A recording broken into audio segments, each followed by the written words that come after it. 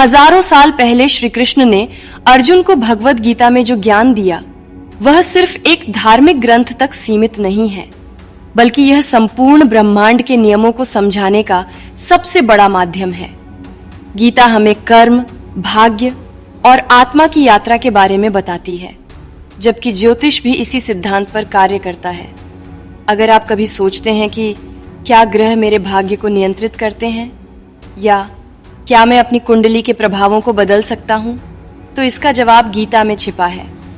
गीता के अनुसार कर्मण्येवाधिकारस्ते मा फलेषु कदाचन।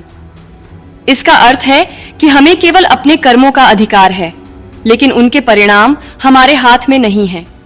यही सिद्धांत ज्योतिष में भी लागू होता है। आपकी कुंडली आपके पिछले कर्मों का मिरर है, लेकिन क्या हम ग्रहों के असर को बदल सकते हैं? क्या ज्योतिष केवल भाग्य का खेल है या इसे कर्मों से प्रभावित किया जा सकता है? आज हम इस रहस्य को गहराई से समझेंगे। तो दोस्तों, शुरू करते हैं आज का वीडियो। नमस्कार दोस्तों, मेरा नाम है ज्योति और आप देख रहे हैं ज्योतिष तर्क। बहुत से लोग यह मानते हैं कि ज्योतिष केवल भविष्य बताने का एक साधन है, लेकिन यह धारणा अधूरी है। ज्योतिष केवल यह नहीं बताता कि आपके जीवन में क्या होने वाला है, बल्कि यह एक गाइड की तरह भी काम करता है, जो आपको यह समझने में मदद करता है कि आपके जीवन में जो कुछ भी हो रहा है वह क्यों हो रहा है। श्रीमद् भगवद गीता के अनुसार हर आत्मा अमर होती है, लेकिन उसके कर्म जन्म जन्मांतर तक चलते हैं। यही बात ज्योतिष भी कहता है। आपके ग्रह आपके कर्मों के अनुसार आपको फल देते हैं। हमारी कुंडली में स्थित ग्रह यह दर्शाते हैं कि हमने अपने पिछले जन्मों में क्या अच्छे या बुरे कर्म किए थे। ज्योतिष के अनुसार शुभ ग्रह गुरु, शुक्र, बुध, सूर्य अच्छे कर्मों के फलस्वरूप शुभ योग बनाते हैं और व्यक्ति को सफलता मिलती है। लेकिन अशुभ ग्रह शनि, राहु, केतु, मंगल पिछले जन्मों के अशुभ कर्मों का परिणाम होते हैं, जिससे जीवन में संघर्ष बढ़ता है। इसका मतलब यह नहीं है कि कोई ग्रह हमेशा अच्छा या बुरा होता है। ग्रह केवल कर्मों का फल देने का माध्यम है। अगर किसी व्यक्ति की कुंडली में शनि मजबूत है, तो यह संकेत हो सकता है कि उसने पिछले जन्म में धैर्य, अनुशासन और कड़ी मेहनत जैसे गुण अपनाए थे, जिसके कारण उसे इस जन्म में सफलता मिलने वाली है। वहीं यदि किसी व्यक्ति की कुंडली में राहु अशुभ स्थिति में है, तो यह बताता है कि पिछले जन्म में वह किसी प्रकार की धोखाधड़ी या छल कपट जैसे कार्यों में लिप्त था, जिसके कारण इस जन्म में उसे मानसिक भ्रम, अचानक नुकसान या धोखा झेलना पड़ सकता है। जब किसी व्यक्ति की कुंडली में शनि की महादशा या अंतर्दशा चल रही हो और वह संघर्ष का सामना कर रहा हो, तो लोग अक्सर इसे दंड या बुरा समय मान लेते हैं, लेकिन असल में यह दंड नहीं है, बल्कि आपके पिछले जन्म के कर्मों का ही परिणाम है। शनि को कर्म फलदाता कहा जाता है। यह व्यक्ति को उसी के कर्मों के अनुसार फल देता है। यदि किसी ने पिछले जन्म में अनुशासन, ईमानदारी और कड़ी मेहनत से जीवन जिया था, तो शनि की महादशा में उसे जीवन में स्थिरता, सफलता और उन्नति मिलेगी। लेकिन यदि किसी ने अपने कर्मों में आलस्य, बेईमानी या अनुचित कार्य किए थे, तो शनि की दशा में संघर्ष, देरी और बाधाएं देखने को मिल सकती हैं। शनि महादशा के दौरान व्यक्ति को यह महसूस होता है कि हर चीज धीरे धीरे हो रही है, या उसे जीवन में सफलता के लिए कई कठिनाइयों से गुजरना पड़ रहा है। अगर शनि अशुभ स्थिति में है, तो यह मानसिक तनाव, आर्थिक परेशानियां, करियर में संघर्ष और व्यक्तिगत जीवन में कठिनाइयां ला सकता है। लेकिन अगर व्यक्ति सही कर्म करे, धैर्य रखे और अनुशासन के साथ आगे बढ़े, तो शनि उसे सफलता की ऊंचाइयों तक ले जा सकता है। इसके विपरीत यदि किसी व्यक्ति की कुंडली में गुरु मजबूत स्थिति में है, तो यह उसके पिछले जन्मों में किए गए अच्छे कर्मों का फल हो सकता है।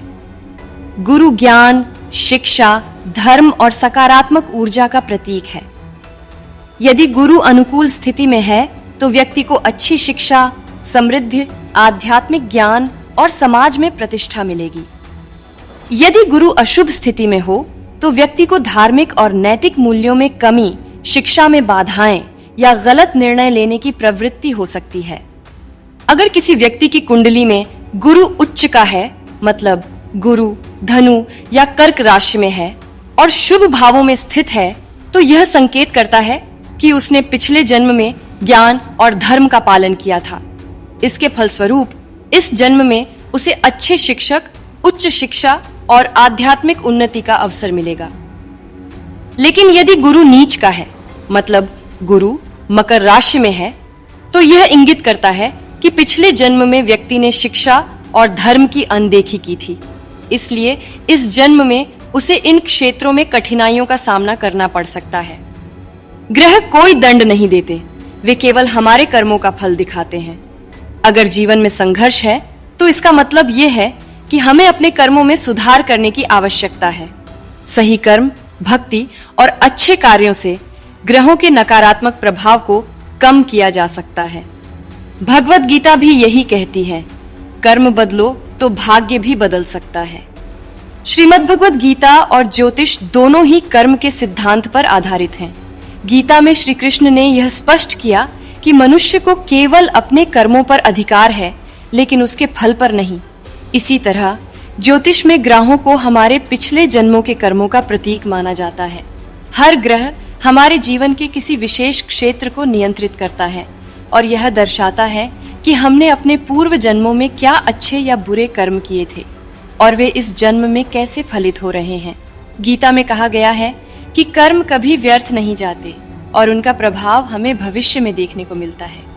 यही बात ज्योतिष के सिद्धांत से मेल खाती है, जहां हमारे जीवन में घटित होने वाली परिस्थितियां हमारे ही पूर्व जन्मों के कर्मों का परिणाम होती हैं। हर ग्रह हमें एक विशेष प्रकार की ऊर्जा प्रदान करता है, जो हमारे व्यवहार, सोचने के तरीके और जीवन के अनुभवों को प्रभावित करती है। यदि ग्रह अनुकूल स्थिति में है तो व्यक्ति को सकारात्मक परिणाम प्राप्त होते हैं, लेकिन यदि वे प्रतिकूल स्थिति में हो तो जीवन में संघर्ष और कठिनाइयां बढ़ सकती हैं। इसीलिए ज्योतिष में ग्रहों को मजबूत करने के लिए उपाय बताए गए हैं, ताकि व्यक्ति अपने कर्मों को सही दिशा में मोड़ सके और भाग्य में सुधार कर सके। आइए अब विस्तार से समझते हैं कि प्रत्येक ग्रह हमारे जीवन के किस क्षेत्र को नियंत्रित करता है और इसे संतुलित करने के लिए हमें क्या करना चाहिए। सूर्य आत्मा, आत्मविश्वास, नेतृत्व क्षमता, पिता, प्रशासन और अहंकार का कारक माना जाता है। यह व्यक्ति के व्यक्तित्व और समाज में उसकी स्थिति को दर्शाता है। यदि किसी की कुंडली में सूर्य मजबूत हो तो वह आत्मनिर्भर, आत्मविश्वासी और नेतृत्व क्षमता वाला होता है। ऐसे लोग अपने कार्यक्षेत्र में उच्च पद प्राप्त करते हैं और समाज में सम्मान पाते हैं। वहीं कमजोर सूर्य व्यक्ति में आत्मसंदेह, अहंकार और निर्णय लेने में असमर्थता पैदा कर सकता है। इसके अलावा सूर्य पिता से संबंधों को भी दर्शाता है। यदि सूर्य अशुभ स्थिति में हो तो पिता से मतभेद या स्वास्थ्य संबंधी समस्याएं हो सकती हैं। सूर्य को मजबूत करने के लिए प्रतिदिन प्रातः सूर्य को जल अर्पित करें, रविवार का व्रत रखें और आदित्य हृदय स्तोत्र का पाठ करें। चंद्रमा हमारे मन, भावनाएं, माता, जल तत्व, कल्पना शक्ति और मानसिक शांति का प्रतिनिधित्व करता है। यह हमारे जीवन में मानसिक संतुलन और भावनात्मक स्थिरता बनाए रखने में मदद करता है। यदि चंद्रमा मजबूत हो तो व्यक्ति मानसिक रूप से स्थिर, संवेदनशील और रचनात्मक होता है। ऐसे लोग अपनी भावनाओं को अच्छी तरह व्यक्त कर सकते हैं और दूसरों के साथ अच्छे संबंध बना सकते हैं। दूसरी ओर कमजोर चंद्रमा मानसिक तनाव, भय, अवसाद और अस्थिरता को जन्म दे सकता है। ऐसे व्यक्ति अत्यधिक भावुक होते हैं और छोटी छोटी बातों पर चिंता करने लगते हैं। चंद्रमा को संतुलित करने के लिए सोमवार को उपवास रखें, दूध से शिवलिंग का अभिषेक करें और महामृत्युंजय मंत्र का जाप करें। मंगल साहस, पराक्रम, शौर्य, क्रोध और ऊर्जा का प्रतीक है। यह व्यक्ति के आत्मबल और शारीरिक शक्ति को दर्शाता है। यदि मंगल कुंडली में मजबूत हो तो व्यक्ति साहसी, आत्मनिर्भर और नेतृत्व क्षमता वाला होता है। ऐसे लोग खेल, सेना, पुलिस, तकनीकी और साहसिक कार्यों में सफल होते हैं। लेकिन यदि मंगल कमजोर हो या अशुभ ग्रहों से प्रभावित हो तो व्यक्ति अति आक्रामक, जिद्दी और झगड़ालू हो सकता है। इसके अलावा यह दुर्घटनाओं, रक्त संबंधी बीमारियों और अचानक होने वाली घटनाओं का भी कारक होता है। मंगल को संतुलित करने के लिए मंगलवार को हनुमान चालीसा का पाठ करें, लाल मसूर की दाल का दान करें और मंगल के मंत्र का जाप करें। बुद्ध ज्ञान, बुद्धिमत्ता, वाणी, व्यापार और संचार का प्रतिनिधित्व करता है। यह ग्रह व्यक्ति की तार्किक सोच, निर्णय लेने की क्षमता और संवाद कौशल को दर्शाता है। यदि बुध मजबूत हो तो व्यक्ति बुद्धिमान, चतुर और अच्छा वक्ता होता है। ऐसे लोग व्यापार, मीडिया, लेखन और संवाद से जुड़े क्षेत्रों में सफल होते हैं। लेकिन यदि बुध कमजोर हो तो व्यक्ति को निर्णय लेने में कठिनाई हो सकती है, वाणी में दोष आ सकता है और झूठ बोलने की प्रवृत्ति बढ़ सकती है। बुध को मजबूत करने के लिए बुधवार को हरे वस्त्र धारण करें, गणेश जी की पूजा करें और तुलसी का सेवन करें। गुरु व्यक्ति को धर्म, नैतिकता, शिक्षा और ज्ञान का आशीर्वाद देता है। यह व्यक्ति के आध्यात्मिक ज्ञान, धार्मिक प्रवृत्तियों और उच्च शिक्षा को नियंत्रित करता है। यदि गुरु मजबूत हो तो व्यक्ति आध्यात्मिक, ज्ञानी और धार्मिक होता है। ऐसे लोग शिक्षा, बैंकिंग और अध्यापन के क्षेत्र में सफलता प्राप्त करते हैं। दूसरी ओर कमजोर गुरु व्यक्ति को शिक्षा में बाधाएं, आध्यात्मिक भ्रम और निर्णय लेने में कठिनाई दे सकता है। गुरु को संतुलित करने के लिए गुरुवार को व्रत रखें, पीले वस्त्र पहने और पीले चने व हल्दी का दान करें। राहु व्यक्ति को मोह, लालच और भ्रम की ओर ले जाता है। यह ग्रह जीवन में अचानक बदलाव, छल कपट और रहस्यमयी घटनाओं का कारक है। यदि राहु मजबूत हो तो व्यक्ति तेज दिमाग वाला, कल्पनाशील और तकनीकी क्षेत्र में सफल होता है। लेकिन यदि राहु कमजोर हो तो व्यक्ति भ्रमित, लालची और अस्थिर हो सकता है। राहु को शांत करने के लिए शिव जी की पूजा करें, काले तिल का दान करें और राहु मंत्र का जाप करें। केतु आत्मा, रहस्य, त्याग और मोक्ष का प्रतिनिधित्व करता है। यह ग्रह व्यक्ति के आंतरिक ज्ञान, आध्यात्मिकता और रहस्यमय ज्ञान की ओर झुकाव को दर्शाता है। यदि केतु मजबूत हो तो व्यक्ति आध्यात्मिक होता है और रहस्यमय विषयों में रुचि रखता है। लेकिन यदि केतु कमजोर हो तो व्यक्ति मानसिक अस्थिरता, अज्ञात भय और भटकाव महसूस कर सकता है। केतु को संतुलित करने के लिए गणेश जी की पूजा करें, गाय को चारा खिलाएं और केतु मंत्र का जाप करें। हर ग्रह हमारे जीवन में एक विशेष भूमिका निभाता है और हमारे कर्मों का प्रतिबिंब होता है। यदि हम सही कर्म करें और ग्रहों को संतुलित करने के उपाय अपनाएं तो नकारात्मक प्रभाव को कम किया जा सकता है। गीता में श्री कृष्ण ने कहा है कि सही कर्म और आत्मज्ञान से मनुष्य अपने भाग्य को बदल सकता है। यही सिद्धांत ज्योतिष में भी लागू होता है। यदि जीवन में कठिनाइयां आ रही हैं तो यह हमारे पूर्व जन्मों के कर्मों का परिणाम हो सकता है। लेकिन सही प्रयास और आध्यात्मिक साधनाओं से हम अपने जीवन को सकारात्मक दिशा में मोड़ सकते हैं। श्रीमद् भगवद गीता और ज्योतिष दोनों ही कर्म और भाग्य के रहस्यों को उजागर करने वाले महत्वपूर्ण शास्त्र हैं। कई लोग यह सवाल पूछते हैं कि क्या हम अपने ग्रहों को बदल सकते हैं? क्या गीता के उपदेश ग्रहों के प्रभाव को कम कर सकते हैं? क्या ज्योतिष केवल भविष्य बताने का साधन है या हम अपने कर्मों से अपना भाग्य बदल सकते हैं? तो भगवान श्री कृष्ण ने अर्जुन को गीता में स्पष्ट रूप से बताया है कि कर्म से बड़ा कुछ भी नहीं होता। ज्योतिष भी यही कहता है कि ग्रह हमारे पिछले जन्मों के कर्मों का ही फल होते हैं, लेकिन सही कर्मों से इनका प्रभाव बदला जा सकता है। अब आइए 3 सबसे बड़े ज्योतिषीय प्रश्नों को विस्तार से समझते हैं। पहला प्रश्न, क्या हम अपने ग्रहों को बदल सकते हैं? हाँ, सही कर्म, भक्ति और मंत्र जाप से ग्रहों का प्रभाव बदला जा सकता है। बहुत से लोग मानते हैं कि ग्रह हमारे भाग्य को पूरी तरह नियंत्रित करते हैं, लेकिन गीता में श्री कृष्ण ने स्पष्ट रूप से कहा है, न कश्चित क्षणमपि जातु तिष्ठत्य कर्म कृत। अर्थात इस संसार में कोई भी व्यक्ति बिना कर्म किए एक क्षण भी नहीं रह सकता। अगर किसी व्यक्ति की कुंडली में शनि की महादशा चल रही है और वह संघर्ष का सामना कर रहा है तो यह उसकी पिछली जिंदगी के कर्मों का परिणाम हो सकता है। लेकिन इसका यह मतलब नहीं है कि व्यक्ति हमेशा कठिनाइयों में ही रहेगा। ग्रहों को बदलने के प्रमुख उपाय। यदि आप अपनी कुंडली में किसी ग्रह को कमजोर महसूस कर रहे हैं तो सबसे पहले अपने कर्मों पर ध्यान दें। यदि शनि कमजोर है तो अनुशासन और ईमानदारी अपनाएं। यदि सूर्य कमजोर है तो अहंकार त्याग कर दूसरों की मदद करें।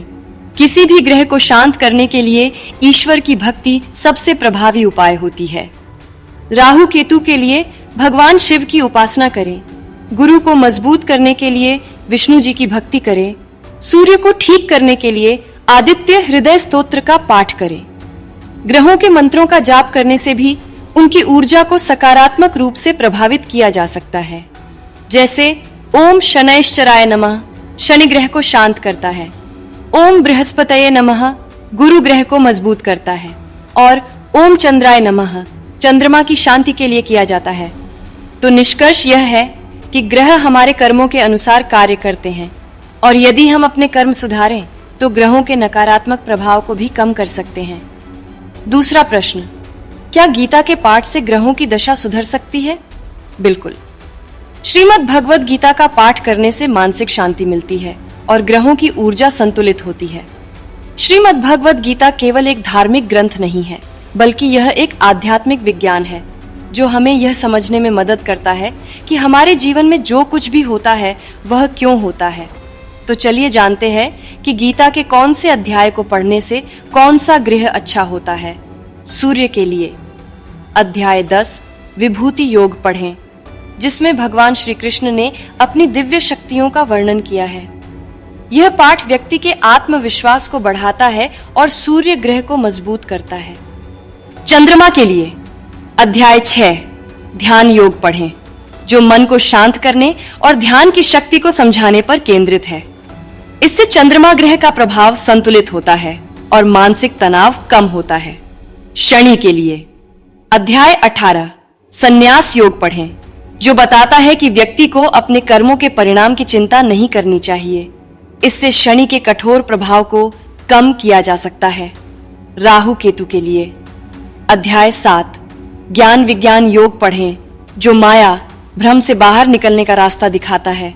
राहु केतु के नकारात्मक प्रभाव से बचने के लिए यह अध्याय बहुत उपयोगी है। यदि कोई व्यक्ति प्रतिदिन गीता का पाठ करता है तो उसके जीवन में सकारात्मक परिवर्तन आते हैं और ग्रहों की स्थिति भी धीरे धीरे अनुकूल होने लगती है। तीसरा प्रश्न, क्या कुंडली को पूरी तरह बदलना संभव है? नहीं। कर्म परिवर्तन से दशाओं का प्रभाव कम किया जा सकता है, लेकिन भाग्य पूरी तरह से बदलने के लिए सही समय और मेहनत की अत्यधिक जरूरत होती है। श्री कृष्ण ने गीता में कहा है, उद्धरेदात्मनात्मानम नात्मानम वसादयेत, अर्थात व्यक्ति को स्वयं अपने भाग्य को बदलने का प्रयास करना चाहिए, उसे निराश नहीं होना चाहिए। यदि किसी व्यक्ति की कुंडली में कोई ग्रह कमजोर है या कोई नकारात्मक योग बना हुआ है तो उसे यह नहीं सोचना चाहिए कि वह जीवन भर संघर्ष करेगा। भाग्य को कर्म से बदला जा सकता है, लेकिन इसके लिए सही प्रयास करने होंगे। कुंडली को बदलने के सबसे प्रभावी तरीके, जो व्यक्ति आत्म साक्षात्कार करता है, मतलब अपने आप को समझ लेता है, वह अपने ग्रहों के प्रभाव को भी समझ सकता है और धीरे धीरे उन्हें सुधार सकता है। यदि शनि खराब स्थिति में है तो गरीबों और मजदूरों की सहायता करें। यदि मंगल कमजोर है तो हनुमान जी की पूजा करें और अपनी ऊर्जा को सही दिशा में लगाएं। कुंडली में बदलाव रातों रात नहीं होता, यह समय और सही प्रयास से होता है। कर्मों में बदलाव से धीरे धीरे ग्रहों के प्रभाव बदलते हैं और व्यक्ति का भाग्य भी अनुकूल होने लगता है। इसलिए ज्योतिष केवल भविष्य बताने का विज्ञान नहीं है, बल्कि यह कर्म और भाग्य को संतुलित करने का साधन भी है। श्रीमद् भगवद गीता कहती है कि जो व्यक्ति अपने विचारों और कर्मों को सुधारता है वही अपने भाग्य का स्वामी बन सकता है। अगर आपको भी लगता है कि गीता और ज्योतिष में गहरा कनेक्शन है तो कमेंट जरूर करें, और अगर आपको ये वीडियो अच्छा लगा हो तो प्लीज इस वीडियो को लाइक जरूर करें। और अगर आपको लगता है कि इस वीडियो का दूसरा पार्ट भी आना चाहिए तो इस चैनल को सब्सक्राइब करें और कमेंट सेक्शन में सेकंड पार्ट लिखकर कमेंट करें। और अगर आपको हमसे कंसल्ट करना है तो आप डिस्क्रिप्शन में लिखे नंबर पर मैसेज कर सकते हैं। धन्यवाद और जय श्री कृष्ण।